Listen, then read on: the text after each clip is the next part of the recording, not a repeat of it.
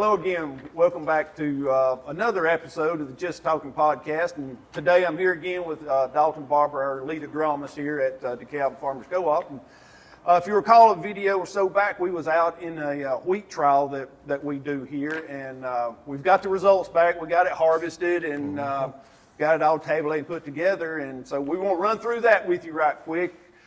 Dalton, we had two plots. We had one in Marshall County, one up in DeKalb County. And little close to similar results, but a little bit different. I mean, they're, 10, 12, 15 miles apart? I would say. And so just give us a rundown of some winners and losers we had there. I had an impressive year for wheat on Sand Mountain, to say the least. It was. It really was. And the weather just seemingly worked out perfect. It did. I mean, for the most part, except for some rains on the tail end of harvest as we started to reach maturity. But overall, we had a dry winter. We had a very dry spring, which did not hurt the wheat here on Sand Mountain. It did in some places where it got dry during grain fill. We did not have that issue. It was dry through pollination. Everybody got their fungicide, their head scab application on, and then it started raining. It did. Seemingly perfect increments. We could have used a little bit drier harvest, but it wasn't just detrimental like it's been in years past as far as trying to get the wheat out. The guys were able to do it. It was really perfect growing conditions in our area for this wheat we had. It was.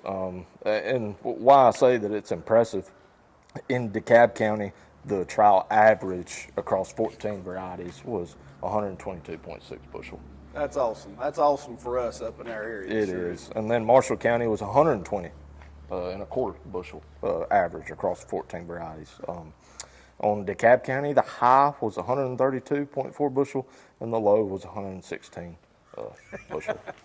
So, anybody would have took any of those, whether it's the high or the lows most of the time. Very impressive. And then in Marshall County, the high was 138.7 bushel and then the low was 121.7 bushel. One difference between those two in terms of average measurements, the DeKalb County location, the average test weight was 57.5, which is fairly good when you're comparing it to a standard 60-pound test weight. The Marshall County, they experienced some more rains as they started to reach maturity, which brought that test weight down, the average test weight down to 53.5 pounds per bushel. So it was quite a bit lower, but that was just due to, rains environmental as they started to reach maturity. And it was across. I mean, most of those varieties in that trial.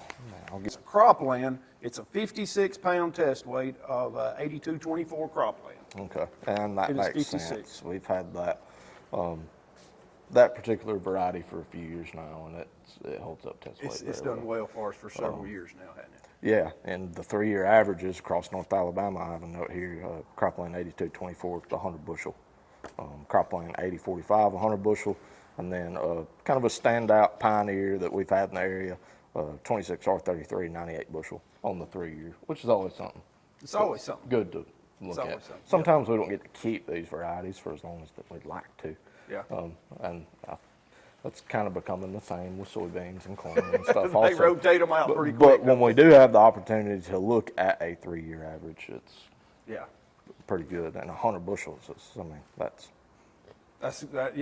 awesome. Yeah. And that's a good thing about these trials we do. They're done again all over North Alabama, and we have 2- and 3-year averages on all these and several years of past trials that we've done to just keep looking at these things as we go forward. I mean, it's really a good trial that's done on these wheat varieties because, like you said, the averages is just awesome that we can look at that and know what that is. I think we had a couple of experimentals in there, didn't we? That was we put some zinc treatments on them. Yes. So we had a comparison specifically on 8224. So we had 8224 with a standard insecticide and fungicide seed treatment, and then 8224 with standard treatment plus a product called Ascend and plus zinc treated, on the seed. In our trials in DeKalb and Marshall County, we did not see any differences there. Yeah.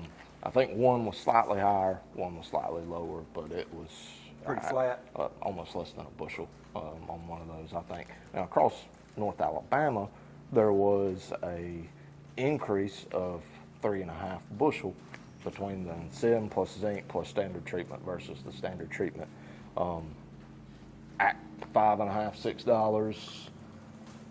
I don't know the exact cost of the SIM plus zinc, Yeah. but I'm not sure it really makes you money there, at least this year. Anyway. Right. I mean, because every year's different. Yeah. Every year's different. And so if your choice, your pick out of these varieties, say your top two that maybe you go out this fall recommending to a grower?